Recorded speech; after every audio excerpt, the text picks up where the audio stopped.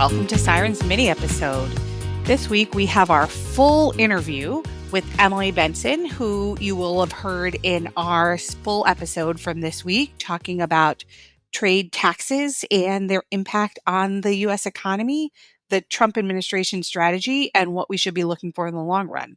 So hopefully you enjoy this full interview. I learned a lot, and I hope you all will too. Okay, it is time for warning signs, and we are going to talk all things trade and tariffs. To help walk us through this, I'm delighted to welcome Emily Bensen. Emily has previously worked at the Department of Commerce at the Supply Chain Center and now is the head of strategy at Minerva Technology Futures, where she focuses on geopolitical risks that affect trade and investment decisions. So, Emily, thank you for joining us. Well, thank you so much for having me. It's always a great way to start the day with something called warning signs. So maybe we'll just start in on tariffs, which is kind of how did we get here? Sort of what is going on? What is the overall Trump theory of the case on tariffs? We've talked about this a couple of times on the show, but maybe you can help just provide a little bit of intro context for our listeners.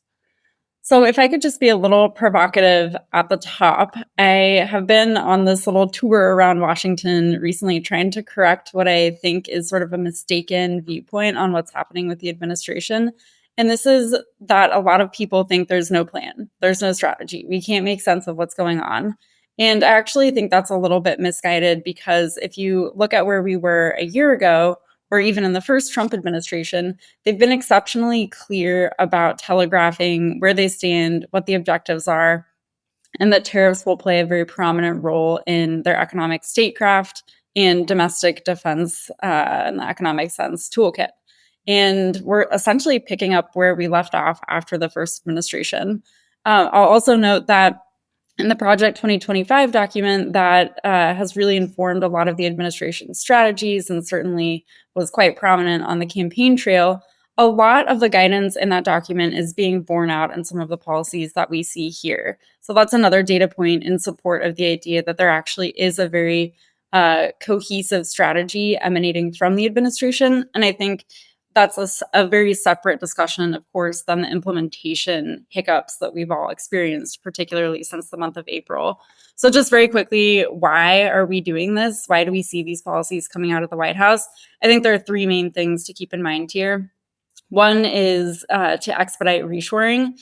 There was bipartisan consensus, and I worked on this firsthand in the Commerce Department this time last year, that some of the outsourcing that we've experienced over the last generation has actually left fairly significant vulnerabilities throughout the US economy, which we all learned firsthand during the COVID supply crunches. So the idea is if you have a run on supplies, you can't get what you need, that actually has downstream labor effects and can cause negative ripples throughout the US economy.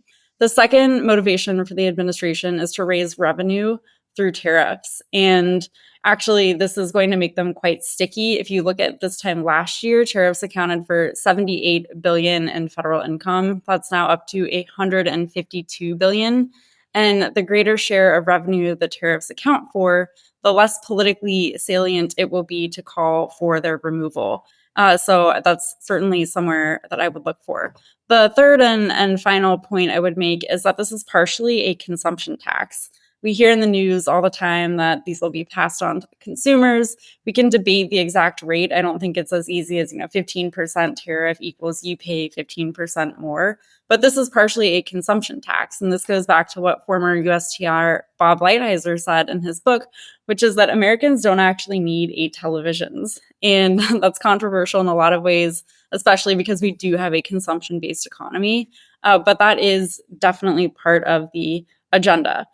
Zooming way out, all of this is in service of trying to reinvigorate the defense industrial base, which has really been one of the key focuses of people in the administration. So we have this objective of trying to expedite reshoring. We're trying to sort of jumpstart the economy in certain sectors as well. So where are we now? We didn't get the 90 deals in 90 days, but sort of in the current state of place in the narrative, what's going on? Great question. That's actually harder to answer than you'd anticipate. There have been some deals that have been concluded, and I would just caveat the word deal because we're not really sure what these agreements are. Are they an agreement in principle about a framework to negotiate a deal? And if you follow a lot of former trade negotiators on LinkedIn, which I do, you can really see their frustration come through every day and watching this legally binding text that everyone can parse through. And there have been some PDFs put on the White House website, of course. But basically, the first one past the post was the United Kingdom. There have been others with varying degrees of certainty. I think Vietnam looked pretty good, only to kind of disintegrate in the ensuing couple of weeks. We have others with the European Union and Japan, which are mostly focused around keeping tariffs at a 15% rate and then calling for both foreign partners to make very sizable investments in the US. Again, we don't really know the degree to which these are legally binding or how they will actually come to fruition. The one here that sort of stands out is the United Kingdom. To my knowledge, they're the only one that's actually planning to submit this through their parliamentary approval process. So that would be akin to us putting it through Congress, which would be a more traditional approach to these deals. It'll be interesting to see if other countries do the same or if the details are really hard to get ironed out, and some countries could throw up their hands and say, you know what, we're going to stick with the tariff rates that we receive and we'll pick it up at a later date. So we'll have to see how it plays out. So one question that I had as I was, watching this kind of play out in the public press is why are we negotiating all of these bilaterally? Wasn't there like at one point kind of a set of global rules, perhaps a world trade organization of some kind that helped set, I don't know, a general set of tariffs and trade elements? I understand why President Trump wants to do this bilaterally, but how has this come about that we are now doing kind of 1v1, 90 deals, 90 days sort of trade negotiations with varying levels of veracity? Yeah, it certainly is very ambitious, especially let's all pour one out for the staff who are working on this on a day to day basis. It's certainly a big workload. But if you actually look back at the WTO conversation, there's an elephant in the room, which is the inability of the WTO to confront the China problem. And here, China has been engaged in very visceral levels of overcapacity that have had negative impacts on prices and economic success in developed countries like the United States and Europe. And the WTO system has really failed to rein in Chinese non market economic behavior. The WTO itself also is exceedingly brittle. And so, even a couple of years ago, there were conversations about could a smaller grouping of countries pull out and do a kind of a sub working group thing on trade and the environment to make it easier to buy and sell climate related goods and services. The WTO was not convinced that that was okay per the rules, and it kind of forced this discussion about climate to fall apart inside the system. And so you have this combination of can't really confront China, it can't confront climate change, it does not really stand up in today's environment, especially with national security motivated technology controls. So there are just bigger questions about whether or not that's the most effective framework. And I think the administration here in the United States is recognizing that if you go out and negotiate all of these bilateral deals, that's a great way of gaining very targeted leverage over your foreign partners. So instead of setting these broad parameters, they're ready to go in for the kill, maximize what they can get from foreign partners. And this is a very different approach than we've seen in the past. So maybe just, kind of zooming way back out, do we think Trump has been successful here? Does it look like the deals are accomplishing what he wants? Kind of how should we interpret where we are, even with these framework agreements versus where the administration wants to get to? It's a great question. I think it's kind of too early to tell in the beginning. So, by success metrics, share of revenue is up. So, that's actually very much a success for the administration. they have also been able to get very significant concessions from some trading partners, including agreements to make additional foreign investment. That being Do we said, think that those are gonna happen? Do we think that those investments are actually gonna materialize? Because I remember there being, China had made some commitments about buying agricultural goods in the first Trump administration. So that's one having worked on this from the defense industry side, commitments to make investments are always an interesting thing to solve in the out years, as we say. yeah, and so I think in the administration's defense, part of what derailed the China Phase One agreement was COVID. The global economy did Fair. shut down, so that is a data point that's worth keeping in mind. I do think a lot of these investment packages are basically upcycling existing packages, and that'll probably be the same going forward. If you actually look at the Japan versus the EU packages, immediately in the next 72 hours after the US Japan deal was concluded, we saw different statements from leadership on both sides. And the US was under the impression that Japan would essentially hand over $550 billion and that the US would then be able to distribute that however it wanted. That And would there was be some similar daylight on the EU pieces after the meeting with von der Leyen. Yeah, exactly. And foreign governments don't just give you a blank check of $550 billion. So that would be asking a lot, to put it that way. On the EU side, also, von der Leyen kind of course corrected a little bit right after and said, actually, we don't have this liquid cash, and I would have to raise it from the private sector. And so I'd have to sort of poke them to make these additional investments. And zooming way out, if you look at Europe's own current efforts to reinvigorate their defense industrial base, it's a full court press ahead to get private capital mobilized in the European market. And so the likelihood that they would turn and kind of outsource some of their scarce capital for defense purposes or for advanced technology purposes at this time would be very surprising. So you mentioned the EU deal, and just as an example, in that negotiation and in those conversations, a lot more has been mixed into the trade conversation than is, at least as reported in the news, than we traditionally do in trade. So a range of other bilateral and multilateral relationship issues. When we're thinking about these trade agreements, then overall, how have they generally fit in with our relationships, and how does it seem like the way that this administration is approaching these trade deals is likely to affect that broader relationship sort of over time or even in the near term? So the immediate effect will most likely be to accelerate de-risking from the United States in certain areas. This will be particularly true on defense and then advanced technologies like AI hardware.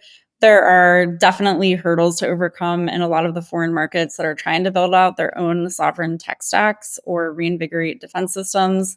But I do think this is sort of a warning sign about over reliance both on the US, but then also on China from the other side.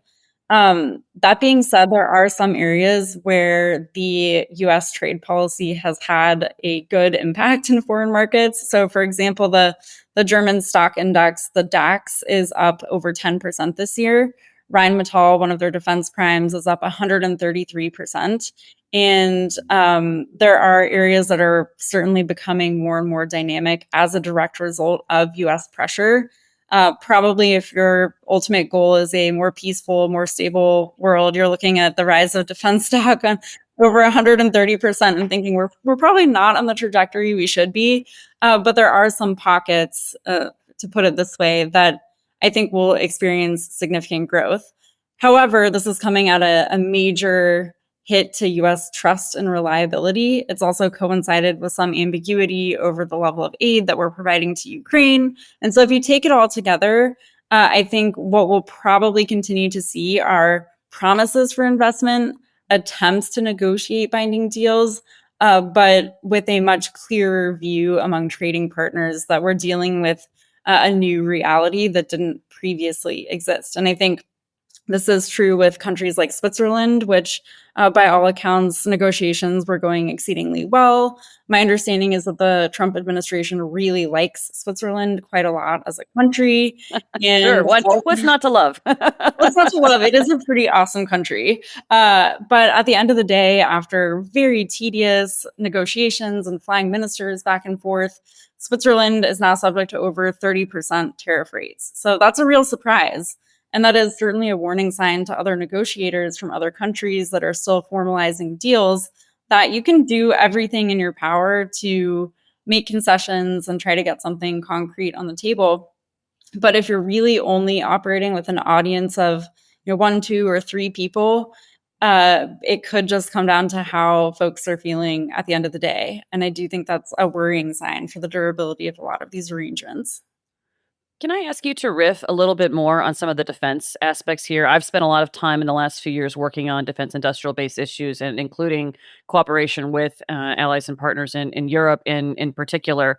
And I guess I'm, on the one hand, there very much is a shared industrial base across the North Atlantic on various defense articles. There are solid rocket motors made in Norway.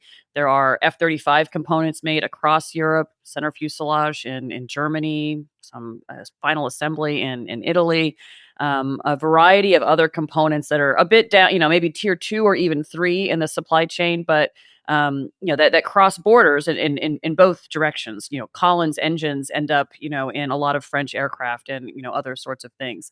How, on first question is sort of, how are the tariffs going to affect even just the pricing of those defense articles as they go back and forth?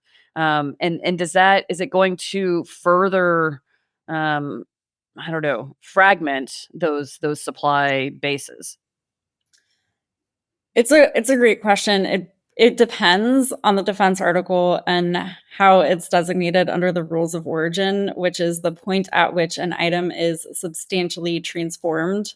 And this will be a very weedy topic of discussion in the Yeah. coming months.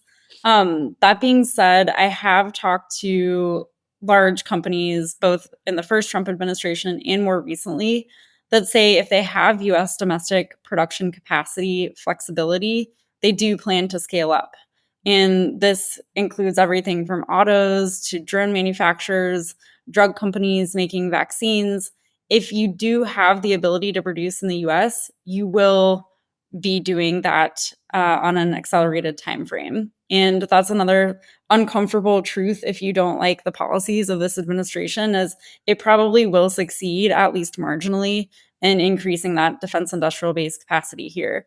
That being said, I'd love to debate that with you a bit in the future. We'll find another time to talk about that. Yes, absolutely. Yes. Maybe over beverages. Yep. Go ahead. No, well, I just kind of connecting that to at the very beginning, we talked a little bit about who's going to bear these taxes. So, as I like to call them, these trade taxes. And so kind of, in closing out here, maybe it would be helpful to just think a little about the impact and maybe let me just flesh that out a little bit. So companies have been pretty notably quiet after some initial bell ringing on price increases from tariffs. So, but on the flip side, you see this if you looked at the Q2 quarterly earnings from nearly anyone, I'll use Amazon as an example, tariffs and geopolitical trade conditions are all over their investor reports, right? So this is clearly driving some uncertainty there. Similarly for consumers, consumer prices, of course, are up. And even if in the medium term there's an accelerated push to onshoring for the US, obviously in the near term, as we learned during COVID, that's just not something that can happen rapidly. So how do we think about the impact and in particular in this sort of short, medium, and long-term sense, because there are real different implications there? So to put all of this in context, this time last year, coming into this calendar year, actually average tariff rates were about 2%. We're now close to 17%, which puts us somewhere in the vicinity of the mid 1930s, which, if you'll recall, was prime time. Never great to be in the 1930s. Nothing good really happened in that decade. Yeah, exactly. I'm from the Midwest, and I always think very viscerally about the Dust Bowl. So exactly. Yeah, among other things. Among other things, we really don't know how this is going to play out. if you're a traditional economist, you are certainly very concerned right now. That being said, a lot of the large companies will be able to pass on some of the tariff rate. They probably won't pass on all of it. They will also eat some of it. And so I would expect to see some corporate revenue take hits. Stellantis, for example, the auto manufacturer, thinks it'll probably have to pay in the vicinity of $1.7 billion in tariffs this year. So that'll come off the top line. What's interesting is that if you're a very large multinational with complex global supply chains, your ability to weather the storm is much higher. If you're a small manufacturer in the Midwest and you're operating with low margins, this could spell serious trouble for you, potentially resulting in layoffs. And so we'll have to see what the ripple effects will be. One area that's very, very interesting to watch is hyperscalers and AI build out. I suspect, I don't know, but I think part of the administration's strategy here is to levy painful tariffs on advanced chips so that this puts pressure on the hyperscalers to turn around and point the finger at TSMC and say, TSMC, we really can't abide by these price hikes. You need to expedite production capacity build out here in the US.